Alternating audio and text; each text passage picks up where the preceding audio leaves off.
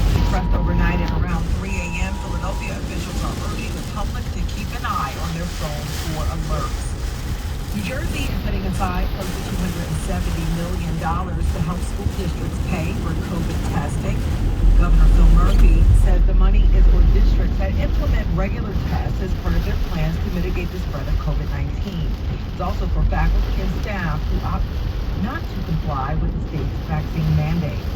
Districts will have a choice between using state contracted vendors to provide end-to-end testing services on-site at schools. Districts can request funding to support an in-house testing program, which may already be in place, so long as it is consistent with the Department of Health's guidelines.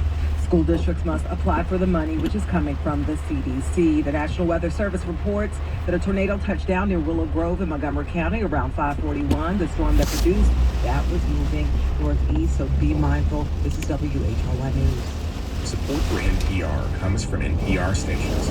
Other contributors include American Jewish World Service, supporting human rights advocates worldwide as they respond to COVID-19 and defend democratic rights. Learn more at ajws.org and the Annie E. Casey Foundation. Our news, this is All Things Considered. I'm Mary Louise Kelly. And I'm Ari Shapiro. Sitting between Baton Rouge and New Orleans, the parish of St. John the Baptist is nearly surrounded by water. Lakes on three sides, the Mississippi River running through the middle. This week, large parts of it were underwater after Hurricane Ida swept through. Nearly 800 people have been rescued. Jacqueline Hotard is president of St. John the Baptist Parish. Welcome. Thank you for having me. What do things look like in the parish right now today? It's devastating, the damage that the entire parish has sustained. I will say that we do have many resources on the ground, and so that's something on a positive note. FEMA's mobilizing, Red Cross is mobilizing. I do appreciate you all helping us get information out to the residents who've been severely cut off and still because of the communications problems that we had. For 30 hours, we had no way to communicate with anyone, and it's still severely challenged. In fact, when I leave the office, I don't even have a cell phone that has good service, so it's really made it difficult. I mentioned that 800 people in the parish have been rescued. Do you have any idea how many are still there and what kinds of conditions they're living in? I mean, do they have water? For a period of time, there was no water in the entire parish.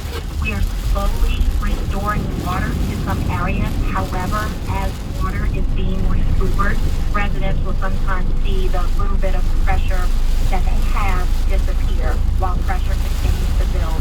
And so, that will continue to happen, but the majority of the parish is still completely without water.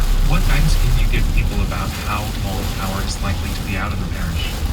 The only real guidance that we're getting from Energy, who provides all of the energy here, electricity, is that they will still conduct assessments and that all of our substations are damaged. I don't want to, say that it's going to be 3 weeks and it's not.